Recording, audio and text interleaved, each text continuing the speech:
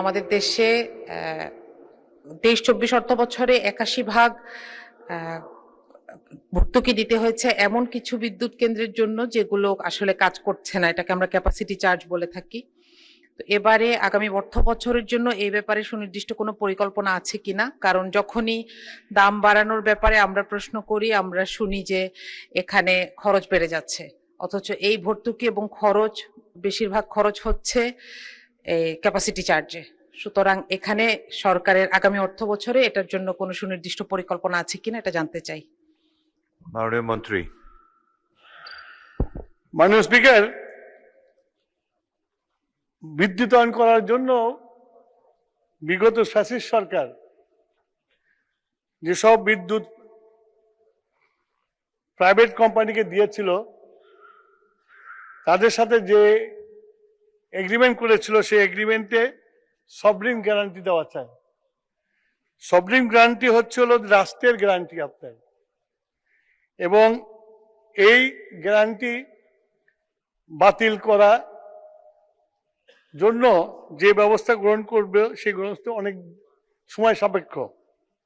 আমরা চেষ্টা করছি, তাদের সাথে আরো অনেক জিনিস জড়িত আছে, সেই সব জিনিসগুলোকে বিশেষ করে লেট পেমেন্ট ফিস এগুলো আমরা দেব না বলে আলোচনা করছি।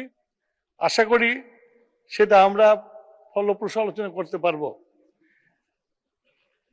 তাছাড়া ইনফ্রাস্ট্রাকচারে যখন বিদ্যুৎ উৎপাদন ঢুকে যায় তখন সিস্টেমকে চালিয়ে রাখার জন্য কোনো বিদ্যুৎ কেন্দ্রের সাথেই জোরাজোরি করা যায় না, শক্ত নেগোসিয়েশন করা যায় না। সেই জন্য যতদিন পর্যন্ত এদের সাথে চুক্তি আছে আমরা চেষ্টা করব যাতে বিদ্যুতের দাম কমিয়ে নিয়ে আসা যায় এবং সহজ মূল্যে বিদ্যুৎ দেওয়া যায়। এর সাথে আরেকটা জিনিস যোগ হয়েছে,